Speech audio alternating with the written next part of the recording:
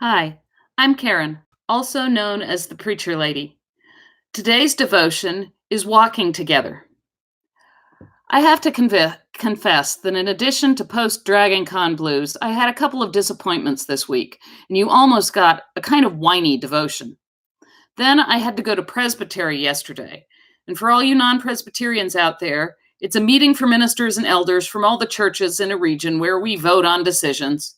And I was really not in the mood for religious politics. But God had other ideas.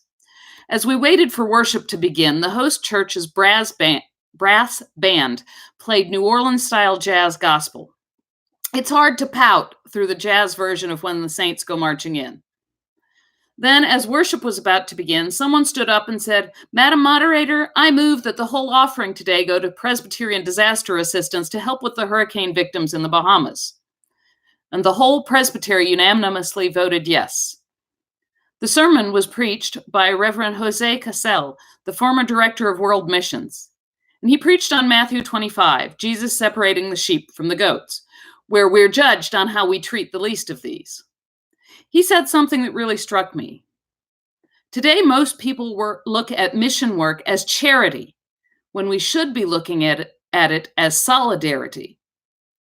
We should not be seeking to feel good because we sent money or supplies to help the poor or hurricane victims. We need to walk beside them in their trials. It kind of put my annoyances and troubles into perspective. It isn't just giving food to the poor, but walking beside them and helping do what they need to do to get a decent job so they can put their own food on their table. It's marching with the downtrodden to help them get justice. It's sitting with someone who mourns, trying not to fix anything, but just be there.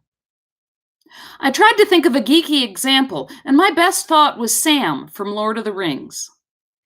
He couldn't take Frodo's burden, but he could walk with him all the way. He could stand by him and support him, and he could even carry Frodo when Frodo couldn't walk. That's what we are called to do. The other point that Reverend Casal made was that it doesn't start with us reaching out to those on the other side of the world. It starts in our neighborhood. How can you be a good neighbor and support those in your community? As you work and walk beside the people in your community, then you might notice how your community is like another. And then you can see how your communities can work together to get more done. Remember, in the story of Matthew 25, the sheep didn't know that when they fed the hungry and clothed the naked and visited those who were sick or in prison, they didn't realize they were doing anything special. They didn't know that as often as you do this unto one of the least of these, you were doing it to Jesus. They were just doing what came natural. They were walking with and taking care of their neighbors. That's what we are called to do. Where can you walk with someone who needs a friend, or lend a shoulder to cry on, or help right a wrong in your neighborhood?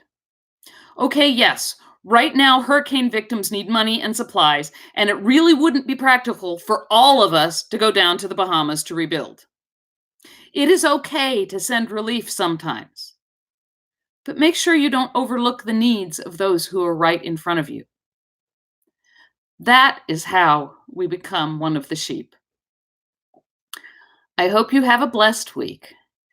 If you enjoyed this devotion, you can find us at Geeks of Faith on Facebook, or you can subscribe to this YouTube channel.